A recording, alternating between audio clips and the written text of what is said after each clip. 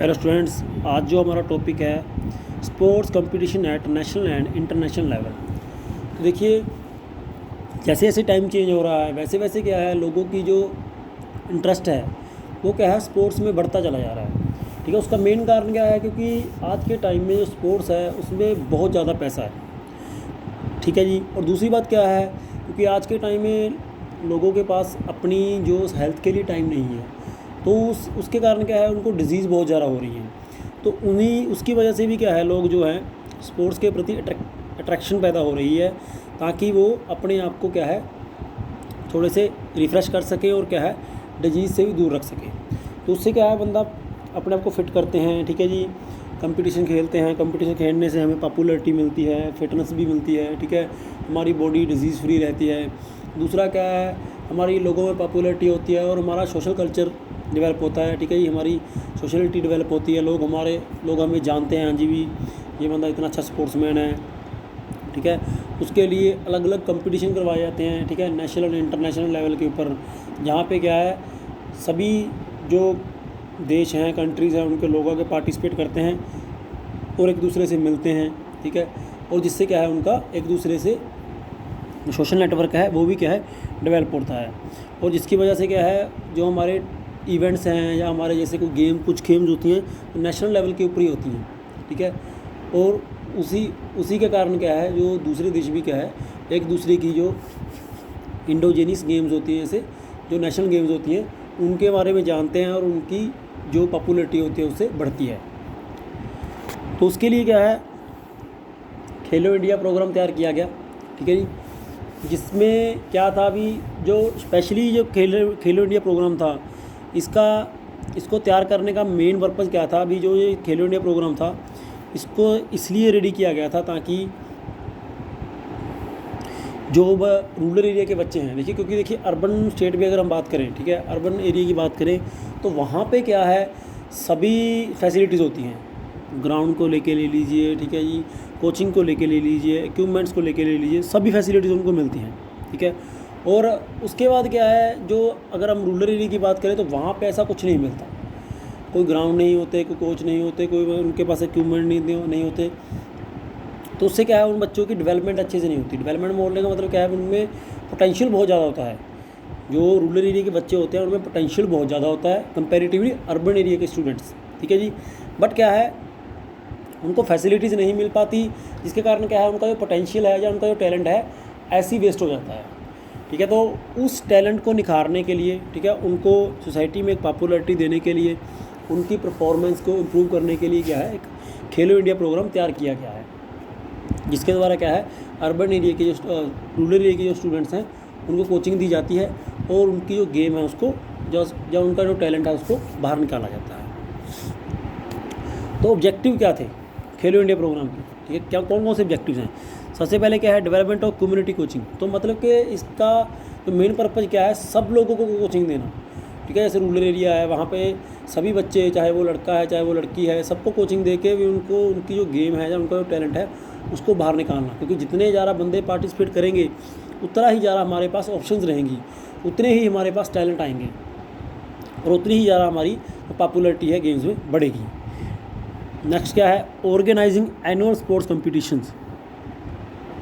तो हर साल कोई ना कोई क्या है खेलो इंडिया प्रोग्राम तैयार कर गेम्स की जाती हैं, जिसमें क्या है उनके स्पोर्ट्स इवेंट्स करवाए जाते हैं, जिनमें हर एज ग्रुप मतलब कि जिसमें हर तरह के बच्चे पार्टिसिपेट लेते हैं, जैसे गर्ल्स बॉयज़। ठीक है, तो उनके लिए क्या है अलग से कैटेगरीज बना के, ठीक है जी, उनको उन गेम में पार्टिसिपेट करवाया जाता है, जिससे क्या वो बच्चे अपना टैलेंट दिखाते हैं और अपनी जो परफॉर्मेंस है उसको शो करते हैं। Development of state level Khelo India centres.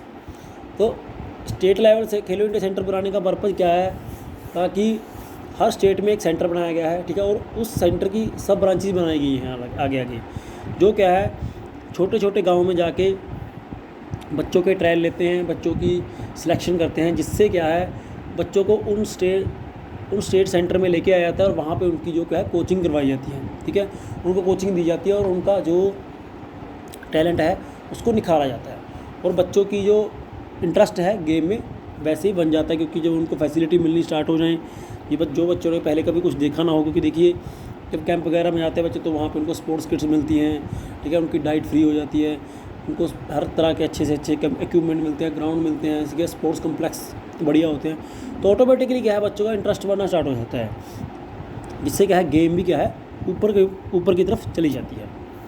Development of playing field for various sports events, तो उसमें क्या है स्पोर्ट्स इवेंट्स के लिए जो इंफ्रास्ट्रक्चर है वो भी होना बहुत ज़रूरी है। जितने ज़्यादा स्पोर्ट्स फील्ड होंगे या जितने ज़्यादा प्लेइंग फील्ड होंगे, जितनी ज़्यादा उनकी मैन्युफैक्चरिंग बढ़िया होगी, उतना ही बच्चे की क्या है परफॉर्मेंस भी बढ़ेगी, बच्चे को इंजरी के चांसेस भी कम रहेंगे और बच्चे का इंटरेस्ट भी बहुत ज़्यादा बढ़िया बढ़ेगा।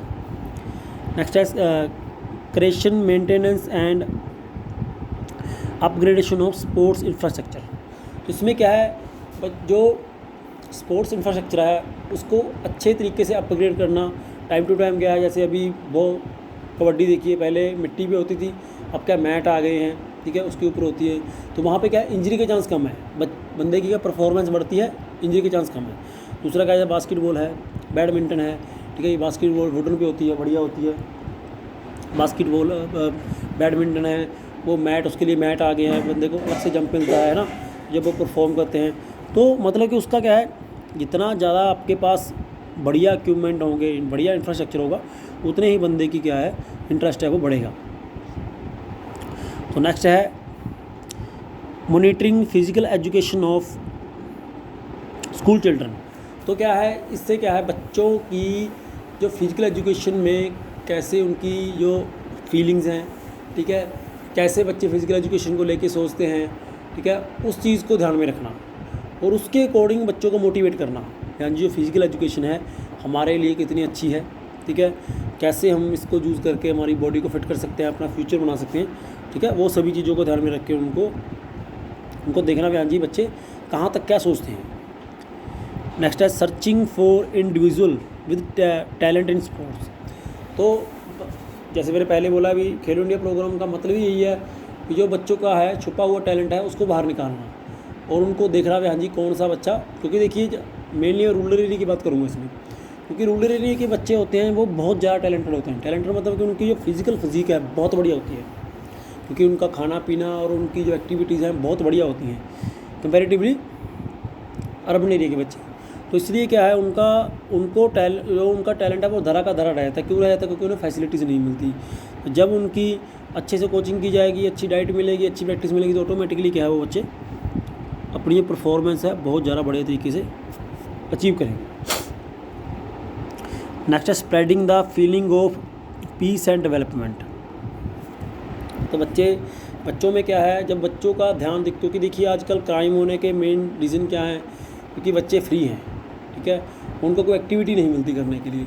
बट जब बच्चों को एक अच्छी एक्टिविटी में डाल दिया जाएगा, ठीक है, और बच्चे वहाँ पे अपना इंटरेस्ट दिखाएंगे और अपनी ये परफॉर्मेंस देंगे, तो ऑटोमेटिकली क्या है बच्चों की जो परफॉर्मेंस बढ़ेगी और बच्चों का जो ध्यान है गलत चीज़ों से उठ के अच्छी चीज़ों के ऊपर चला जाएगा, जिससे क्या है सोसाइटी भी क्या है अच्छी बन के रहेगी, ठीक है, सोसाइटी में किसी तरह का क्राइम नहीं होगा, ठीक है, और पीसफुली क्या है सभी चीज़ें चलती जाएंगी।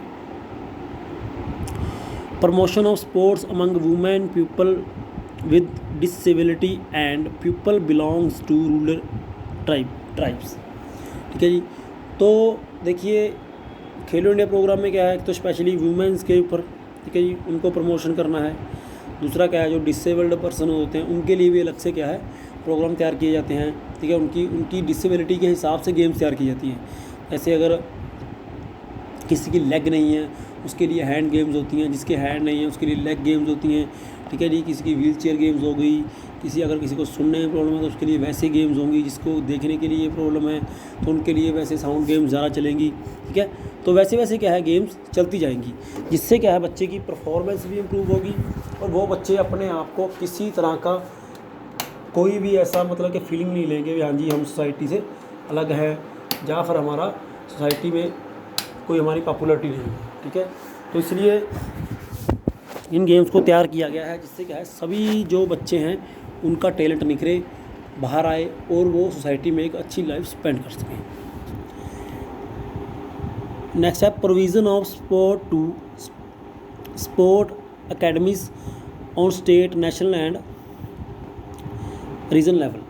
तो उसमें क्या है इसमें क्या होता है, अभी जो अलग अलग जगह के ऊपर स्पोर्ट्स अकेडमीज़ खोलना, ठीक है, और उन स्पोर्ट्स अकेडमीज़ को ऊपर लेके जाने के लिए एफर्ट करना, ठीक है भी, क्योंकि जितनी ज़्यादा स्पोर्ट्स अकेडमीज़ होंगी उतने ज़्यादा वहाँ पे बच्चे पार्टिसिपेट करेंगे, ठीक है, जितने ज़्यादा बच्चे वहाँ पे पार्टिसिपेट करेंगे उतना ही ज़्यादा हमारे पास कंपटीशन ज़्यादा टफ होगा, क्योंकि जितनी ज़्यादा ऑप्शंस रहेंगी उतना ही ज़्यादा हमारा क्या परफॉर्मेंस ज़्यादा बढ़ेगी, क्योंकि जब हमारे पास ऑप्शंस कम रहेंगी तो ऑटोमेटिकली क्या है, हमारी परफॉर्मेंस भी क्या है, कम रहेगी। इसीलिए तो हमारे, क्योंकि हमारे इंडिया में ऑप्शंस कम है, हमारे पास ऑप्शंस मतलब कि हमारे जो प्लेयर्स हैं, प्लेयर्स कम हैं। अगर हमारे पास प्लेयर्स ज़्यादा होंगे तभी क्या है, जो प्लेयर्स का कंपटीशन बढ़िया होगा, जब आपस में ही कंपटीशन बढ़िया होगा तो ऑटोमेटिकली क्या है, हमारे जो मेडल हैं नेशनल इंटरनेशनल लेवल के ऊपर भी बहुत बड़े तरीके से आएंगे। ओके स्टूडेंट्स, नेक्स्ट लेक्चर में मिलते हैं हम।